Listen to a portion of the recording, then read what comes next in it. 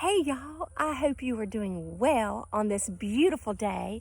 It is gorgeous outside, y'all, and just in these times of physical and social distancing yourself from others, enjoy the great outdoors if you're able to. If you're not able to go outside, soak up some Jesus and getting in his word and just enjoy your family. But if you can get outside and you're able to walk around and do some prayer walks, that would be an awesome thing. And I want to encourage you to make sure you're praying for your pastors. So that leads me to what I want to share with you briefly here. I was reading last week in Luke 1, and I was reading about Zechariah. Now, this is a man that we know a lot about in a short amount of time. And the reminder through this is how we cannot put a limit on God. We may have limitations with our physical distancing, but there's no limit on God.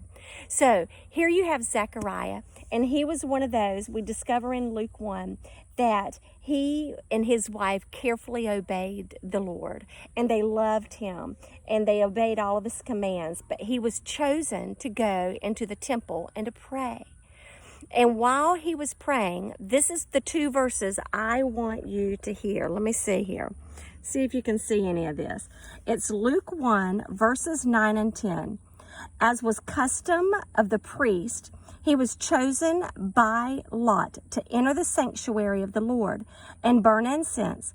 While the incense was being burned, a great crowd stood outside praying. And that's what I want to encourage you to do. As many of our pastors are going to be coming to you live tomorrow via whatever, a Facebook or YouTube or however it is, and some pastors have already maybe done their recording, I want you to remember to pray for your pastors and pray for the leaders of your church, because just when I read this and it talked about how a great crowd stood outside praying, that's us, y'all. We can be praying wherever we are. We can be praying for our spiritual leaders. We can be praying for our leaders of our country. We need to be praying for others out there, because we are not alone in this, and we need to let them know that they are not alone in this. So with Zechariah, we might not know too much about him, but let me just read this, what it says about Zechariah in my Bible. It says that he becomes our hero for those times when we doubt God.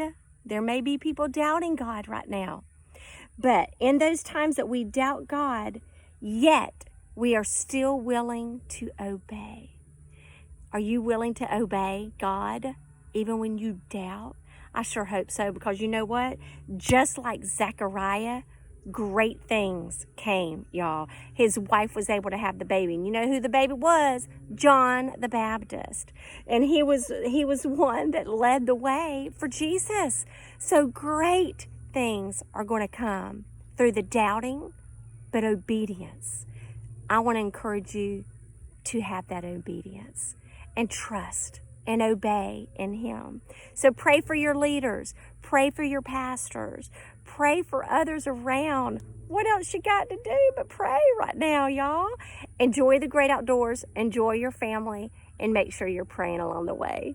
Take care and have a blessed day. Love you, pastors. And I love all of y'all. Bye.